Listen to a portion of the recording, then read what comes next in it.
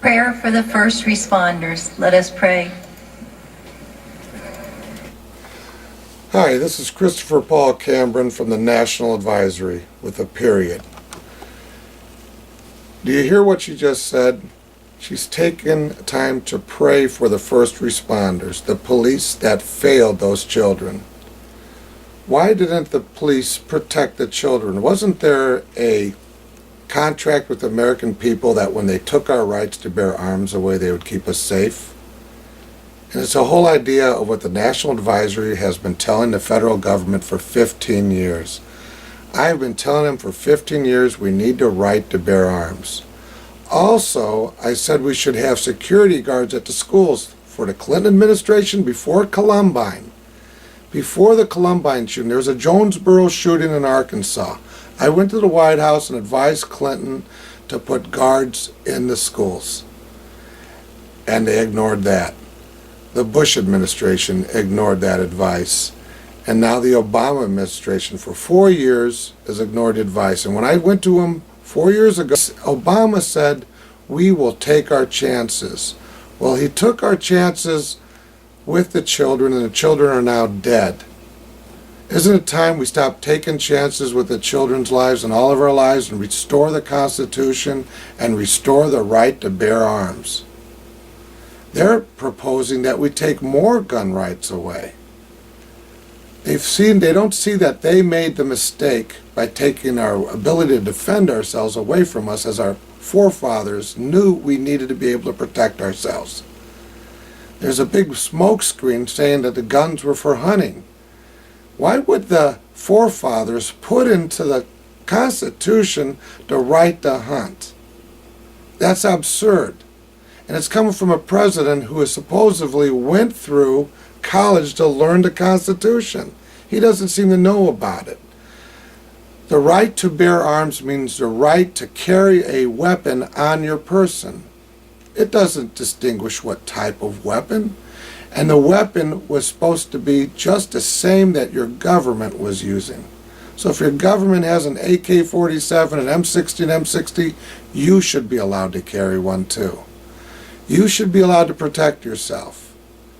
But we're forced not to carry a gun now. It's against the law for any one of us to carry the gun. So we just have to be victims. The police themselves, when they're carrying guns, can't keep themselves safe. They get shot up. So what chance do we have when we have nothing to protect ourselves with?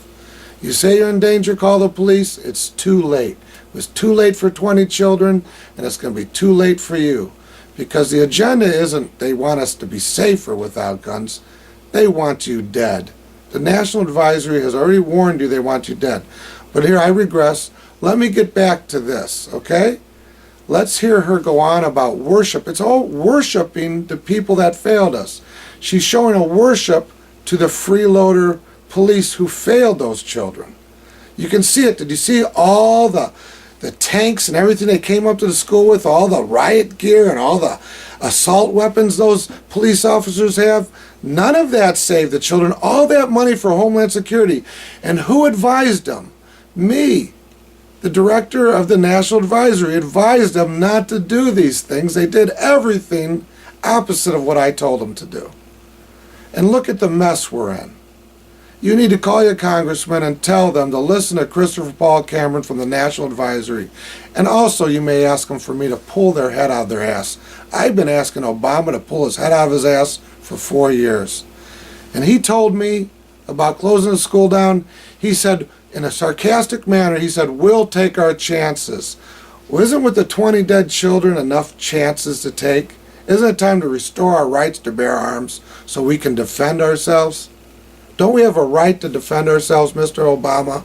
You worthless piece of tyrant crap. Listen to how they're worshiping all the people that fail us, all the people that prevent us from protecting ourselves, right? Do you notice they never bring that up? And also, when they talk about rights, why take away our gun rights? They took away all our rights. They fondle us. They fondle us. They have checkpoints everywhere. They're fondling our children's and wives' genitals. All to say it's to make us safe. It's what Homeland Security wants. I'm the top national security advisor. I never said grope and fondle anything. I never said anything. I said TSA is going to make more problems, like they have. Holy God, many of these men and women you called into service when they were just children. They wanted to be police officers and firefighters and care for those that were in need, Lord. You gave them gifts for their life to serve. Okay, I don't know why she's talking about firemen, because there wasn't any fire at the school. But let's center on this worshiping the police that failed us. They're dead because the police failed to do their job. That's clear. But they enforced that we couldn't carry guns to protect ourselves. You know, they were successful to disarm us. That's the only success these traitors. They're not really more traitors than police. To take away our right to bear arms. But he just said how they're gifted. The gift of what? Oh, and also did you see how she just said that they serve us? When's the last time you felt you were served by any police officer? Across the country, they're beating people up. Across the country, people are saying, we didn't do anything. There's video after video footage all over the internet of people standing there and these police serving out pain, serving out violence, teaching the children violence. What's that cop program? Teaching the children violence. You have the President of the United States saying, how can anybody think to take out violence, to get to use violence to get their point across? That's all Obama does, is kill people. He kills American people. He calls them terrorists and sends out drones to kill them. Let's get back to the video and take it apart. Asked them to pay a high price for all the skills that they have been given, for the strength. All the skills they've been given. You see the high price? There's nothing. Those law enforcement are all overweight from being overpaid to sit around and do nothing. They weren't at the school where I said they should be. They were protecting the judges, the courthouses. You know where the metal detectors are. They're at the courthouses. I says, why are they here? We already have a bunch of police at the courthouse. You don't need more guards. They should be at the schools. I've been saying this for 15 years. And now they're saying they have special skills. I was a law enforcement specialist in the military. We learned how to dish out pain. We learned how to hurt people in their pressure points. We learned how to take people down. We learned how to shackle them up and arrest them by using violence and pain and torture. And she's talking, praying to them about wonderful skills? What fantasy world is she in? The media is putting out the fantasy, and there's a reality that these treasonous bastards are there to dish out pain and are never there when you need them. This Connecticut Newtown shooting is just another example of how they cannot help us. We need to defend ourselves like our forefathers knew we would need to, and gave us the right to bear arms, to carry a gun on our person. We don't need anybody skilled at torture, do anyone really know what they teach you in the military, how to be a cop? They teach you how to dish out the pain. And she says they're wonderful skills to help people? They're not to help people, they're to hurt people. That's why I became an analyst. It's why I left law enforcement. I became an analyst, I became an advisor, because I knew this was wrong. Long time ago, for 15 years I've been advising the presidents, advising Senator Snow, Senator Susan Collins, all sorts of senators, congressmen, more than I can name now, about the way to stop making laws that take away our rights and restore our rights.